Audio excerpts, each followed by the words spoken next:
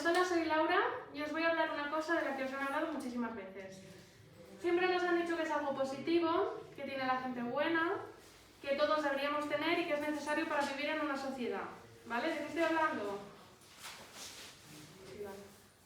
De la empatía. ¿Vale? Primero os voy a definir qué es la empatía. La empatía es conciencia de los sentimientos, necesidades y problemas de los demás. Capacidad para responder a los demás expresando que les hemos comprendido.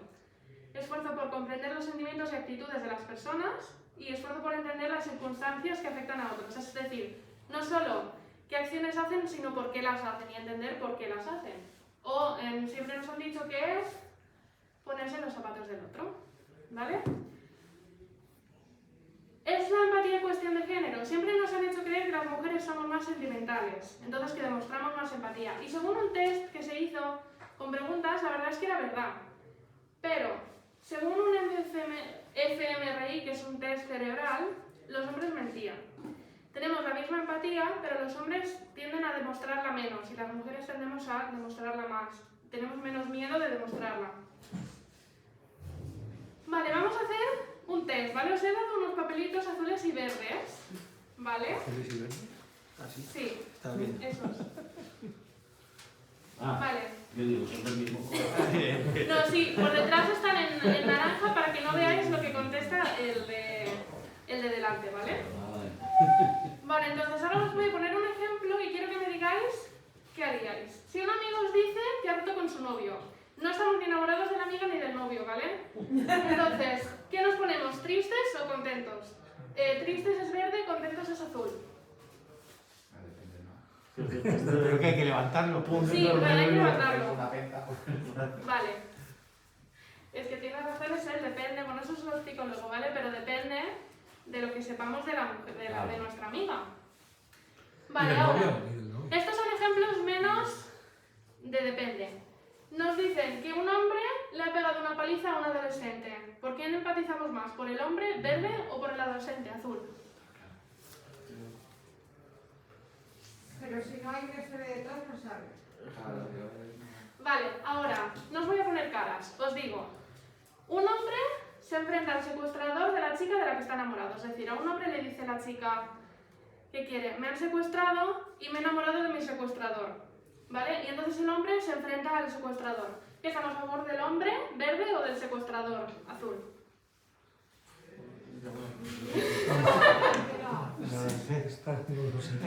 Anda con gusto no pinta. Vale, y ahora, un secuestrador le secuestra a una niña y le dice a los padres que no la van a volver a ver nunca. ¿Tiene el secuestrador empatía? ¿Qué creéis? ¿Que sí o que no? No es verde. Vale. Y sí. Primero, no sabemos si la mujer estaba feliz o no con el novio. Entonces, si el hombre era un maltratador, nos alegraremos de que lo haya dejado. Pero si lo dejó por una razón que a ella le da pena, pues nos sentiríamos mal por ella, ¿no? Entonces eso depende. Después, el segundo ejemplo, el hombre que le pegó la paliza al adolescente es porque lo encontró abusando de su hijo de 11 años.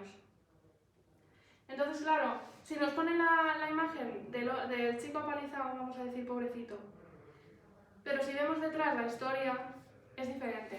Después, la tercera era la del secuestrador. Os he dicho que a un hombre, la mujer que ama, le dice, me han secuestrado y estoy enamorada, vale. Y claro, tendemos a estar a favor del hombre. De la mujer.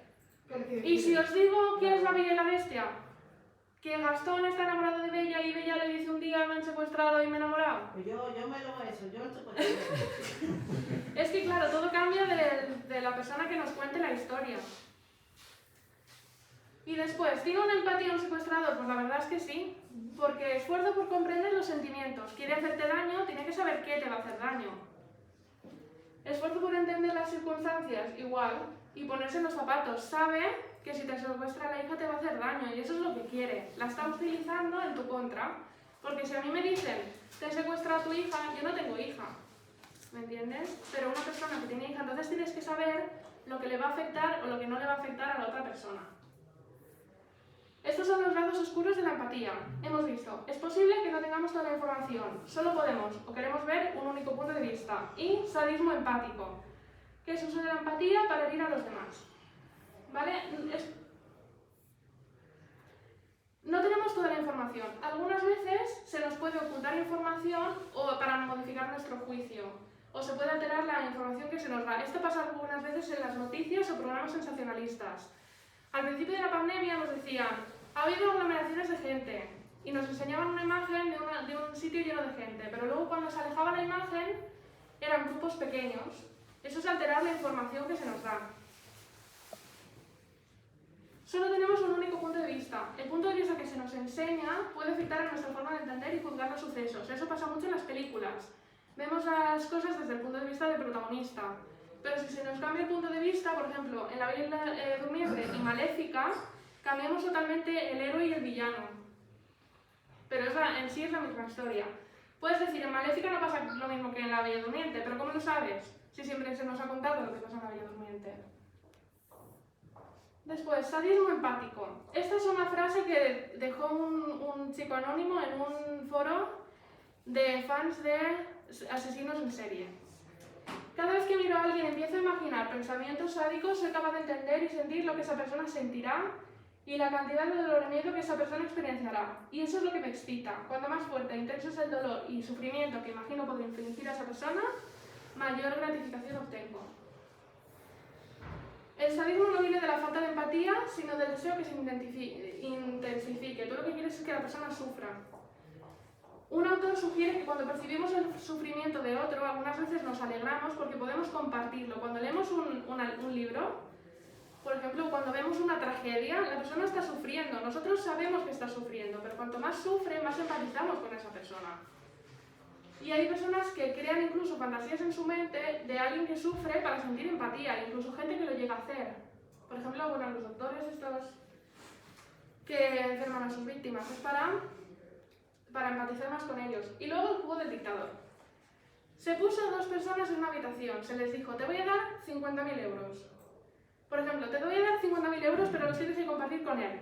Él tiene dos opciones, o aceptar el dinero que le des, o que nadie reciba dinero. Y por ejemplo, el primero decía, pues yo quiero 40.000 y 10.000 para el otro. El otro prefería no recibir ningún dinero a que el otro recibiera más que él. Eso es sadismo, porque prefieres ver que castigan al otro que te dan algo bueno a ti. Incluso hay sadismo normalizado en la sociedad. Por ejemplo, avergonzar a las personas, los vídeos de bromas, vídeos de caídas. Vemos sufrir al otro y no empatizamos con él. Es un tipo de sadismo porque queremos verles sufrir que está muy normalizado, incluso el bullying. Pero hay más. Espera, voy a beber un poco de agua. Bueno, eso es un recurso, eso está bien también. Hay más tipos de empatía, lados negativos o empatía oscura. Lado oscuro de la empatía. Vale, os voy a contar una historia. En 1973, Janet Nicholson entró en un banco con una pistola y tomó 4 rehenes. Y pidió que le llevaran a un cómplice. Ambos tuvieron a los rehenes por 5 días. Y cuando les soltaron, los rehenes testificaron a favor de los opresores. Incluso una mujer empezó una relación con uno de ellos. Vieron el mundo a través de los ojos, empatizaron con ellos. Esto pasó en Estocolmo, de ahí el síndrome de Estocolmo.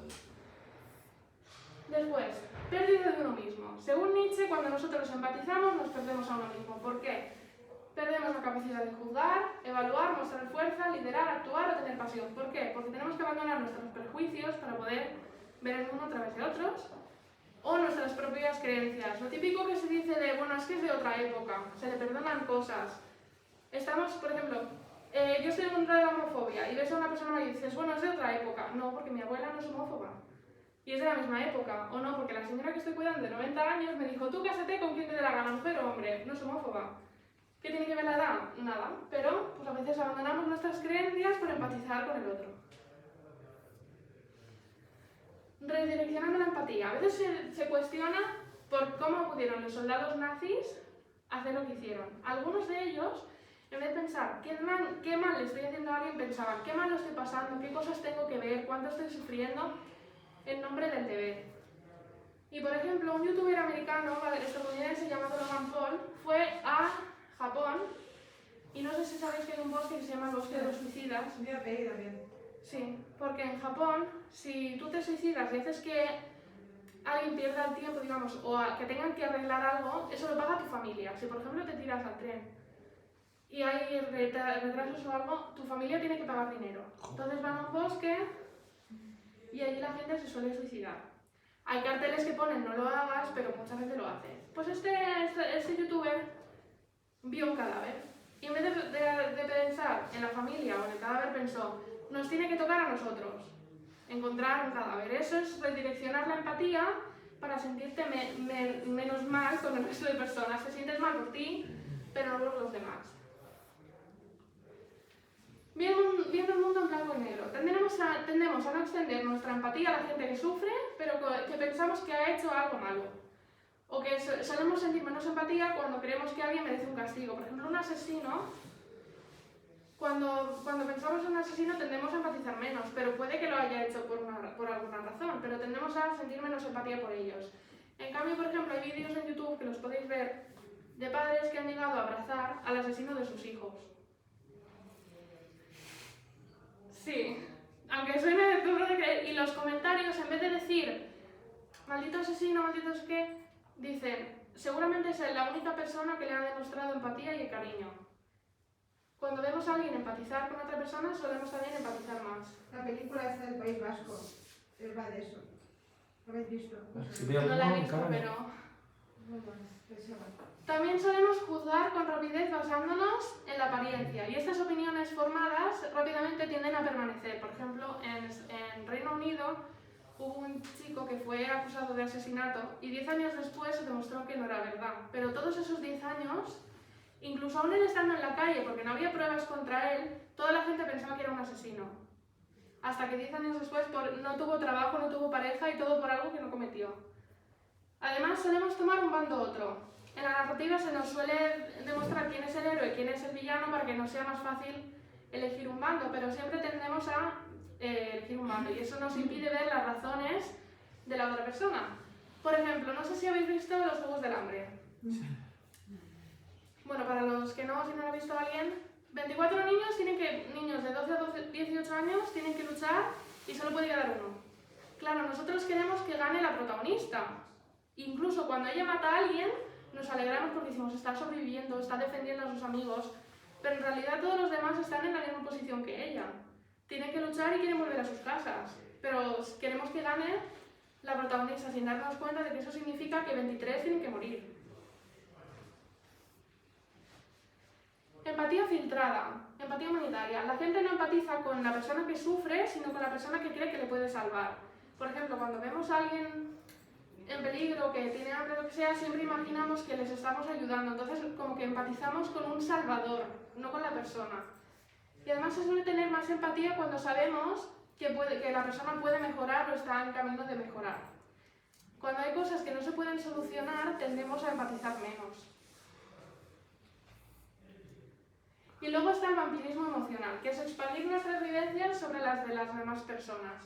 Por ejemplo, los padres helicóptero, que son los padres que quieren vivir a través de sus hijos, les dicen tienes que estudiar esto, tienes que hacer esto, tienes que hacer lo otro. Stage mothers, que son las madres que llevan a sus hijas a concursos de belleza y todas esas cosas, y en menor medida los fans, que aunque quieran lo mejor para sus ídolos, pues siempre está lo de hace esto por esta razón, empatizamos con ellos, pero en realidad no lo estamos haciendo. Y los acosadores.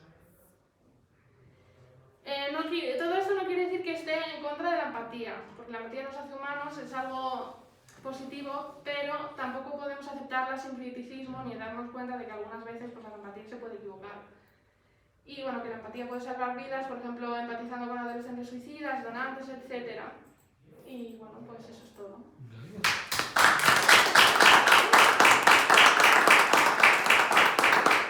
Vale, si hay alguna pregunta o algo, pues ya está. Vale. Pues lo has clavado en tiempo. ¿Sí? Será estudiado bien. Hala, pues ya está. Ya te lo has quitado. Los papeles los podéis tirar si queréis, no pasa nada.